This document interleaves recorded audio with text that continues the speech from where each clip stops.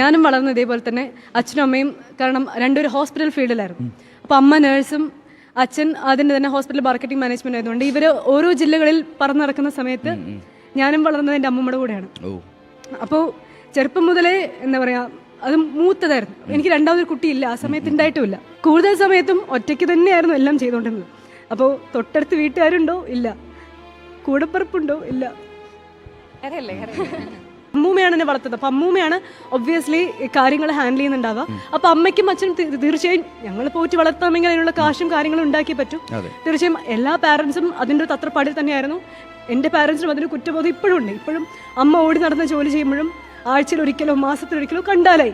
എന്താണ് നമുക്ക് ഇപ്പോൾ റിയലൈസേഷൻ വരുന്നത് വെച്ച് കഴിഞ്ഞാൽ, ഇപ്പം നമുക്ക് അമ്മയെ മനസ്സിലാക്കാൻ പറ്റുമായിരിക്കും, പക്ഷെ അമ്മയോട് ഒന്ന് തുറന്ന് സംസാരിക്കാൻ പോലും സമയം കിട്ടാറില്ല. ഇപ്പോൾ ആഴ്ചയിൽ സമയം കിട്ടുമ്പോൾ നമുക്ക് സമയം കിട്ടാത്ത. നിങ്ങൾക്ക് കുട്ടികളെ ഏറ്റവും നല്ല സ്കൂളിൽ പഠിപ്പിക്കുക, ഏറ്റവും നല്ല ജോലിക്കുള്ള അവസരം ഉണ്ടാക്കി കൊടുക്കുക, ഏറ്റവും നന്നായി ട്രെയിനിങ് കൊടുക്കുക എന്നുള്ളതിന് പുറമെ ആ കുട്ടിക്ക് ഏറ്റവും നല്ലൊരു പാരന്റ് ആവുക, ആ കുട്ടിക്ക് ഏറ്റവും കൂടുതൽ സമയം ആ കുട്ടികൾക്ക് സ്പെൻഡ് ചെയ്യാൻ പറ്റുക, കൂടെ നിന്ന് കേൾക്കാൻ പറ്റുന്ന ഒരു പാരന്റ് ഉള്ള കുട്ടി ഒരു കാരണവശാലും വഴി തെറ്റിപ്പോവില്ല. അത് ഉറപ്പുണ്ട്. ഒരു മയക്കമരുന്നിലേക്കോ ഈ പറയുന്ന എന്താ പറയാ ദുർബലമായിട്ടുള്ള പ്രണയങ്ങളിലേക്ക് പെടുന്ന കുട്ടികളുണ്ട്. അതെ, അങ്ങനെ ചതിക്കുഴികളിലും ഇങ്ങനെ കാര്യത്തിലൊക്കെ പെടുന്ന പിള്ളേരെ ഒന്ന് വീട്ടിലൊന്ന് ശ്രദ്ധിച്ചാൽ നമുക്കറിയാം, തത്രപ്പാടിലോടുന്ന പാരൻസ് ആയിരിക്കും ഒന്നുകിൽ, അല്ലെങ്കിൽ ഇത്ര അബ്യൂസീവായ പാരൻസ് ആയിരിക്കും ഒന്നുകിൽ. ഇങ്ങനെ എന്തെങ്കിലും ഒരു തകരാറ് ഒരു പാരന്റിങ്ങിൽ ഉണ്ടാവും. കൃത്യമായിട്ടുള്ള ശിക്ഷണം എന്ന് പറയുന്നത് തല്ലി പഠിപ്പിക്കുന്നതല്ല ശിക്ഷണം. എടാ ഇത് തെറ്റി, നീ ഒരു കാര്യം ചെയ്യ്, നീ ഇന്ന പണി ചെയ്തുകൊണ്ട് നീ ഇത് ചെയ്ത് നോക്ക്. ഇപ്പം എൻ്റെ അനിയനെന്ന് പറഞ്ഞാൽ അവനെ കുത്തിയിരുത്തി പഠിപ്പിക്കാൻ പറഞ്ഞാൽ നടക്കില്ല.